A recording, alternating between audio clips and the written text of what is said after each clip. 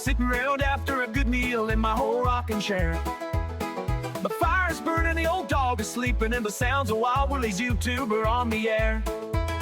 It's time to light up that old corncob pipe and enjoy. Well, I'm standing in the remains of what was once the DeQ house. For those of you that are local, you know what this is. The DeQ house was a place where General James Fitzgibbon lived. It was also made famous because this is a location that Laura Secord walked 35 kilometers to get to warn the British troops of the advancing U.S. Army in 1812, which in turn gave them the heads up, and they defeated the Americans as they tried to cross the Niagara River and infiltrate this area. It's locally historic, and now when you get Laura Secord chocolates, you kind of know the history of why she's famed on that chocolate box for walking all that way from Niagara Falls up here to Thorold to Beaver Dams to warn the British of the pending American invasion. I'll post some pictures after this video of what the house looked like back in the day in 1812.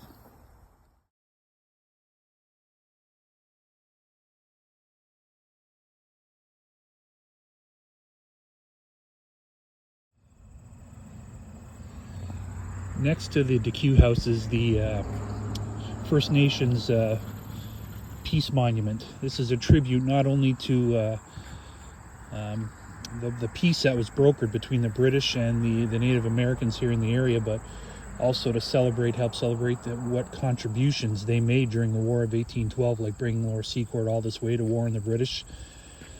We'll take a look at it in a second, but I find it ironic that the nations up here at the time, they used certain medications and certain herbs on a regular basis, and 3 of them are planted right here. One is the cedar bushes, which have hallucinogenic properties if you consume too much, but it's actually got the derivative in there that's in Buckley's. If you ever have bronchitis or something along that lines, or a chest infection, a strong cedar tea will help you immensely in getting that cleared up. White pine, full of vitamin C, pine needle tea was something they consumed on a regular basis.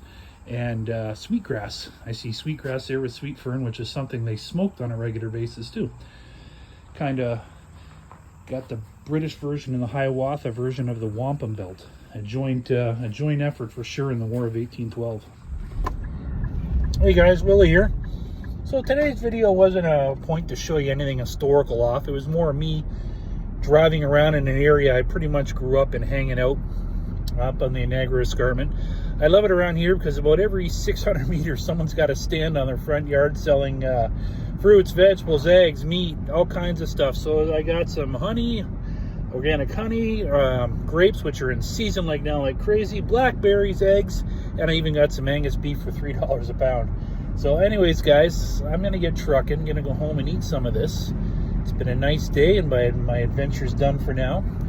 So I'm gonna get trucking. Remember, it's not a question if the shit hits the fan, it's a question of when. So always be prepared and take time to smoke a good pipe.